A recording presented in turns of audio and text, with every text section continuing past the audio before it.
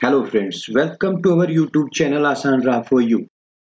ओम नमो भगवते वासुदेवाय नमः। नमस्कार दोस्तों, आज हम इस वीडियो में बात करने वाले हैं शनिवार के शुभ योग में आ रही जया एकादशी पर की जाने वाली विशेष पूजा विधि व उपायों के बारे में, इसलिए वीडियो के साथ अंत तक बने रहें। पंचांग के अनुसार जया एकादशी व्रत माघ मास के शुक्ल पक्ष की एकादशी तिथि को रखा जाता है। इस बार जया एकादशी 12 फरवरी शनिवार के दिन है। मान्यता है कि जो भी मनुष्य इस दिन एकादशी व्रत करता है तो उसे हर तरह के अशुभ परिणामों से छुटकारा मिलने के साथ ही सभी पापों का अंत होकर उसे मोक्ष की प्राप्ति होती है। इस दिन भगवान विष्णु की विधिवत पूजा अर्चना और मौन रहकर भगवत स्मरण करना लाभकारी माना जाता है। इससे व्यक्ति को जीवन में सुख समृद्धि की प्राप्ति होती है। तो आइए जानते हैं इस दिन पूजा की वो खास विधि जिससे यदि आप आज के दिन पूजा करते हैं तो आपको श्री हरि विष्णु जी का आशीर्वाद प्राप्त होता है और आपकी सभी इच्छाएं उनके आशीर्वाद से पूरी होती हैं। एकादशी का व्रत दशमी के दिन सूर्यास्त के बाद से शुरू होकर एकादशी के अगले दिन सूर्योदय के बाद ही समाप्त होता है। यह व्रत सभी कठिन व्रतों में से एक माना गया है। धार्मिक दृष्टि से एकादशी व्रत का संकल्प एकादशी के दिन शुभ मुहूर्त में लेकर अगले दिन यानी द्वादशी तिथि के दिन पारण के समय व्रत खोलें। एकादशी की सुबह उठकर स्नान कर लें। इसके बाद पूजा स्थल में भगवान विष्णु की चौकी सजाएं। चौकी को स्वच्छ कर उस पर पीले रंग का वस्त्र बिछाकर उसके ऊपर भगवान विष्णु की प्रतिमा रखें। पूजा स्थल पर जल से भरा कलश जरूर रखें। यह समृद्धि का प्रतीक होता है, इसलिए पूजा के समय विष्णु जी रूप का ध्यान करके पूजा अर्चना कर घी का दीपक उनके समीप जलाएं। व्रत में पीले रंग की वस्तुओं का प्रयोग करें क्योंकि पीला रंग भगवान विष्णु जी को अधिक प्रिय है, इसलिए उन्हें पीताम्बरधारी भी कहा जाता है। हो सके तो इस दिन स्वयं भी पीले रंग के वस्त्र पहने। पूजा में श्री हरि को पीले रंग के फूल, फल और पीली मिठाई अर्पित करें। पूजा में तुलसी दल या पत्र जो भी आपके पास उपलब्ध हो अर्पित करें क्योंकि तुलसी विष्णु जी को अति प्रिय है और तुलसी के बिना उनकी पूजा अधूरी मानी जाती है। पूजा में फल जरूर शामिल करें। इस तरह सभी चीजें अर्पित करने के बाद विष्णु मंत्र ओम नमो भगवते वासुदेवाय का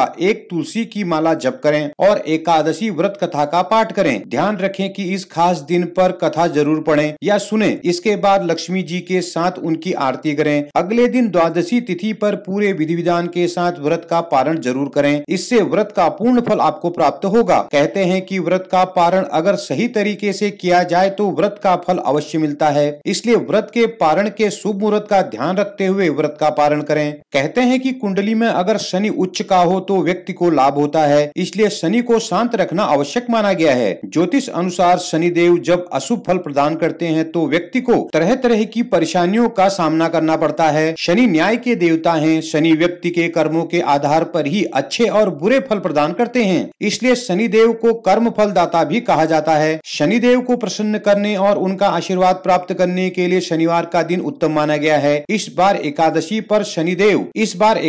पर शनिवार शनिदेव की पूजा का विशेष संयोग बन रहा है। 12 फरवरी शनिवार के दिन शनिदेव की पूजा उन लोगों के लिए विशेष लाभकारी होगी जिन पर शनि की दृष्टि यानी शनि की साढ़े सती या ढैया चल रही है। शनिवार शनि मंदिर में शनिदेव की पूजा कर उन्हें सरसों का तेल चढ़ाना लाभकारी होगा और साथ ही काली उड़द, अनार आदि का दान कर इस दिन शनि आरती और शनि चालीसा का पाठ करने से भी शनिदेव प्रसन्न होकर आपको शुभ फल प्रदान करेंगे।